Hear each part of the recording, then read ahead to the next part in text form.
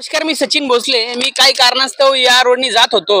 इथे लहान मुलांना एक महिला आणि पुरुष म्हणजे टू व्हीलर वरती होते ते लोक, ते यांना चॉकलेट देत होते. क्या कर रहे थे बेटा वो हम लोग ने मारा मारी किया ना। हाँ, तुम्हारा झगड़ा चला था. हाँ, इसलिए उन लोग ने आके हम लोग को चॉकलेट दे गए। तो लिए तुम? हाँ, हाँ, उन्हें जबरदस्ती दी। हाँ, लेकिन मैंने वो चॉकलेट फेंक दी।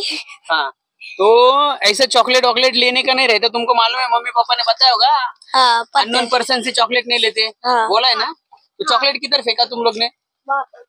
वो दिखाओ चॉकलेट फेंका हुआ. यहाँ उधर पर, दिखाओ. यहाँ पर फेंक। तर माझं असं सांगण्याचं तात्पर्य असं आहे की कोणीच अनोळखी माणसाकडून चॉकलेट घेऊ नये. बच्चे लोक हा का, हे लहान मुलांना त्या व्यक्तीने चॉकलेट दिलेलं आहे. अनोळखी एक पुरुष होता, एक महिला होती. तर अनोळखी माणसाकडून लहान मुलांनी चॉकलेट घेऊ नये, कारण त्याच्यामध्ये काही होऊ शकतं. ते चांगले असतील वाईट असतील माहिती नाही. तो आगे से तुम चॉकलेट लेंगे किसी के पास से? नहीं, तुम लेंगे? नहीं, हम लोग नहीं ले रहे तो थे। इसके पास खोल दो, तो उसका वीडियो निकालो.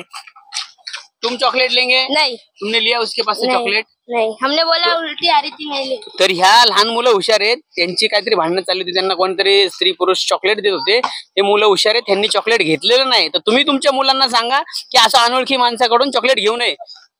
आप लेंगे क्या?